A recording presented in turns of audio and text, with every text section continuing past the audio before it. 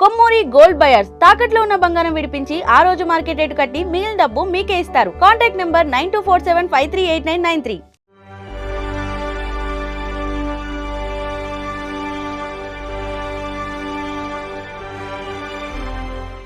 మహాభారతం ఒక యుద్ధ కథ కాదు, అది మనుషుల స్వభావాల కథ.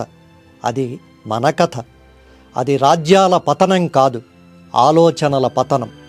అందులోని పాత్రలు ఎప్పటివో కావు, ఇప్పుడు కూడా ఉన్నవే. అందులో అత్యంత ప్రమాదకరమైనది శకుని పాత్ర.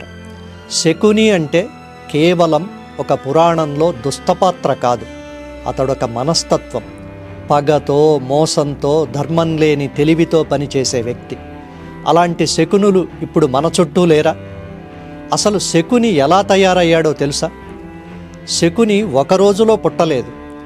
అతడి పగకు మూలం ఒక గాయం.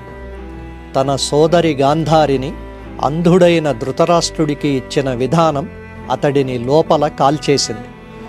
ఆ కోపం భీష్ముడిపై, కురువంశంపై పగగా మారింది.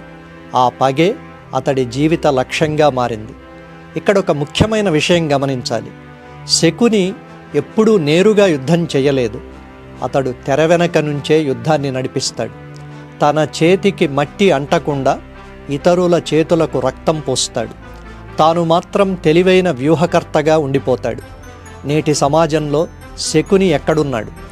నేటి శకుని రాజదర్బారుల్లో ఉండకపోవచ్చు, కానీ ఆఫీస్ కారిడార్లలో ఉంటాడు, రాజకీయాల తెర వెనక ఉంటాడు, సోషల్ మీడియా ట్రెండ్స్ వెనక ఉంటాడు, కార్పొరేట్ బోర్డు రూముల్లో ఉంటాడు, చివరకు కుటుంబాల్లో కూడా ఉంటాడు. అతడెప్పుడూ ముందు నిలబడ్డు.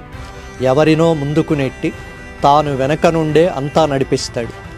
శకుని పగ వ్యక్తిగతమైనది, కానీ దాని ఫలితం సామూహిక వినాశనం. నేటి కాలంలో కూడా నన్ను అవమానించారు, నాకు అన్యాయం చేశారు అని చాలామంది తమ జీవితాన్నే కాకుండా చుట్టూ ఉన్న వారిని కూడా నాశనం చేస్తుంటారు. రాజకీయాల్లో వ్యక్తిగత పగలు ప్రజల భవిష్యత్తుకు నష్టం. కార్యాలయాల్లో ఈగోలు సంస్థలకు నష్టం.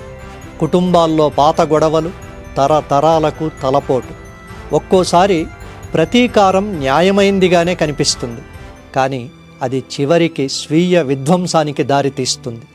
తెలివితేటలు ఉండి నైతికత లేకపోతే? శకుని గొప్ప తెలివైన వాడే, కానీ అతడి తెలివి ధర్మానికి లోబడి లేదు. అతడి పాచికలు అతడి మాట వింటాయి. అతడి మాటలు దుర్యోధనుడి మనస్సును విన్నాయి. అతడి వ్యూహాలు యుద్ధాన్ని తెచ్చాయి. నేటి ప్రపంచంలో ఇదే ప్రమాదం మరింత పెద్దది. డేటా ఉంది, టెక్నాలజీ ఉంది, మీడియా ఉంది, దాని ప్రభావం ఉంది. కానీ నైతికత లేకుండా వీటిని ఉపయోగిస్తే అది ఆధునిక శకునిత్వమే. ఫేక్ న్యూస్, డీప్ ఫేక్స్, తప్పుడు ప్రచారాలు, అర్ధసత్యాలు ఇవన్నీ నేటి పాచికలు. శకుని సలహాతో దుర్యోధనుడొక్కడే నాశనం కాలేదు, అతడితో పాటు కురువంశం మొత్తం నాశనమయ్యింది.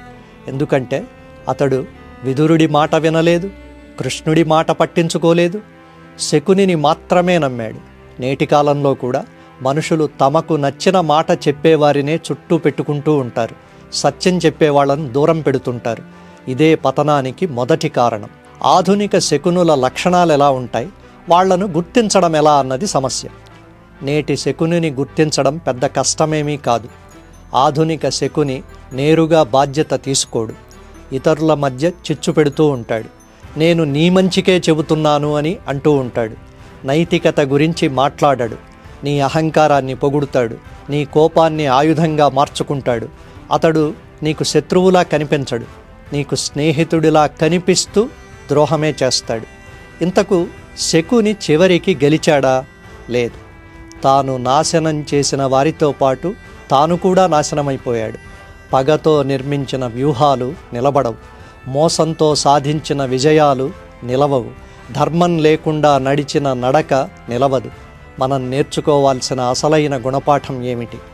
ప్రతి ఒక్కరి జీవితంలో ఒక శకుని ఎదురవుతాడు, కానీ ప్రతి ఒక్కరూ దుర్యోధనుడిలా మారాల్సిన అవసరం లేదు.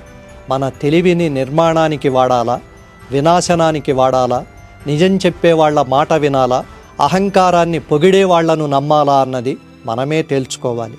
శకుని ఒక పురాణ పాత్ర కాదు, అతడొక హెచ్చరిక. మహాభారతం ఎప్పుడో ముగిసింది, కానీ శకునులు మాత్రం ఇంకా మన మధ్య తిరుగుతూనే ఉన్నారు. భారతంలో మరో పాత్ర విశ్లేషణతో మరో భాగంలో కలుద్దాం. ముగించే ముందు ఒక మాట.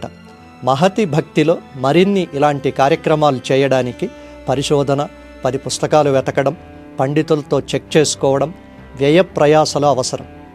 దానికి మీ ప్రోత్సాహమే చేయూత బలం. కాబట్టి మహతి భక్తిని సబ్స్క్రైబ్ చేయడం, లైక్ చేయడం మరవద్దు. సోషల్ మీడియాలో ధాత్రి టీవీ ఫేస్బుక్, ఇన్స్టా, ట్విట్టర్ను ఫాలో కండి. కామెంట్లలో మీ అభిప్రాయాలను కూడా తెలియచేయండి.